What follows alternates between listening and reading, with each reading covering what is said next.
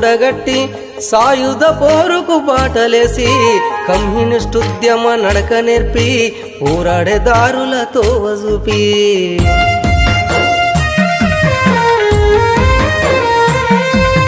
సామాన్య రైతుల కూడగట్టి సాయుధ పోరుకు బాటలేసి కమ్యూనిస్టుద్యమ నడక నేర్పి పోరాడే దారులతో చూపి వాడికే భూమి దక్కాలని